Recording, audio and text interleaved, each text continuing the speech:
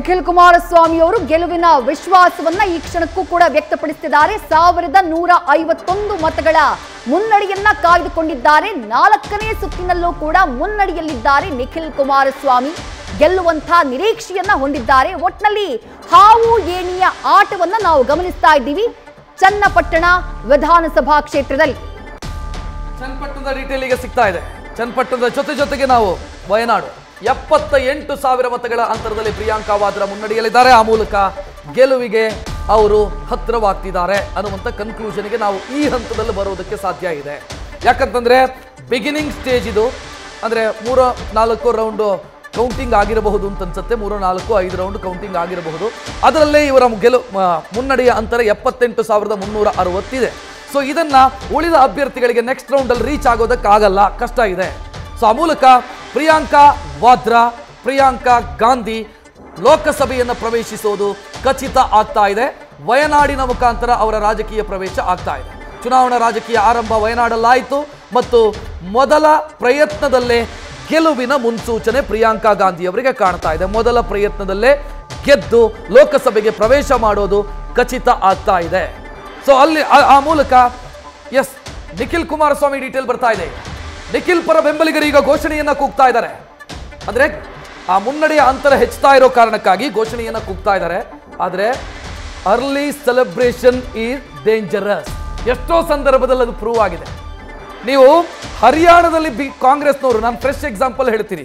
ಹರಿಯಾಣದಲ್ಲಿ ಕಾಂಗ್ರೆಸ್ನವರು ಸಿಹಿ ತಿನಿಸು ಎಲ್ಲ ಹಂಚಾಗಿತ್ತು, ಪಟಾಕಿ ಎಲ್ಲ ಸಿಡಿಸಾಗಿತ್ತು. ಆ ನಂತರ ರಿಸಲ್ಟೇ ಬದಲಾಗೋಯ್ತು, ಬಿಜೆಪಿ ಗೆದ್ದು ಬೀಗ್ತು ಹರಿಯಾಣದಲ್ಲಿ.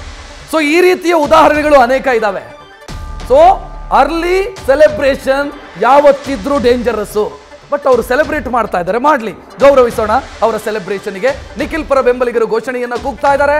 ಸದ್ಯ ಅವರ ಮುನ್ನಡೆಯ ಅಂತರ 1000 ಕ್ರಾಸ್ ಆಗಿದೆ. 1151 ಮತಗಳ ಮುನ್ನಡೆಯಲ್ಲಿ ನಿಖಿಲ್ ಕುಮಾರಸ್ವಾಮಿ ಅವರಿದ್ದಾರೆ.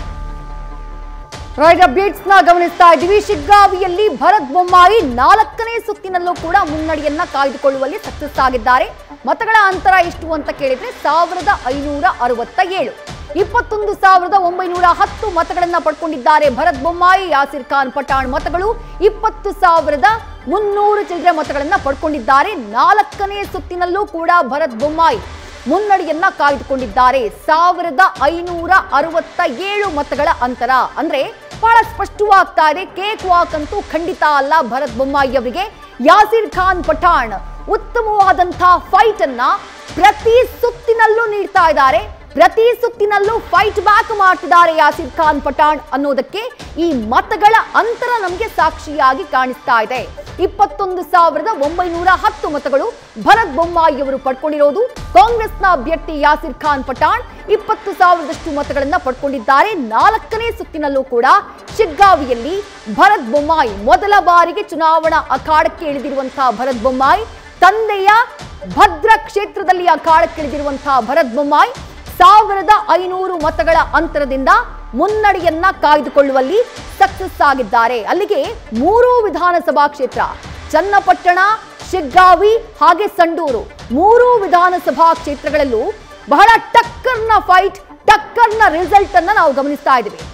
1000 ಮತಗಳ ಅಂತರದಿಂದ ಇಲ್ಲಿ ಶಿಗ್ಗಾವಿಯಲ್ಲಿ ಬಿಜೆಪಿ ಅಭ್ಯರ್ಥಿ ಮುನ್ನಡೆಯನ್ನ ಕಾಯ್ದುಕೊಂಡಿದ್ರೆ ಅಲ್ಲಿ ಸಂಡೂರಿನಲ್ಲೂ ಕೂಡ ಹಾವು ಏಣಿಯ ಆಟ. ಕೇವಲ 200 ಮತಗಳ ಅಂತರ ಅಭ್ಯರ್ಥಿಗಳ ನಡುವೆ 4ನೇ ಸುತ್ತಿನಲ್ಲಿ ನಿಖಿಲ್ಗೆ ಮುನ್ನಡೆ ಹಿನ್ನೆಲೆ ಚನ್ನಪಟ್ಟಣದಲ್ಲಿ ಅಭಿಮಾನಿಗಳು ಜೈಕಾರವನ್ನ ಕೂಗ್ತಿದ್ದಾರೆ. ಆ ದೃಶ್ಯಗಳನ್ನ ಗಮನಿಸ್ತಾ ಇದ್ದೀವಿ. ನ್ಯೂಸ್ ಫಸ್ಟ್ ನಿರ್ಭೀತಿಯಿಂದ ನಿಮ್ಮ ಪರವಾಗಿ.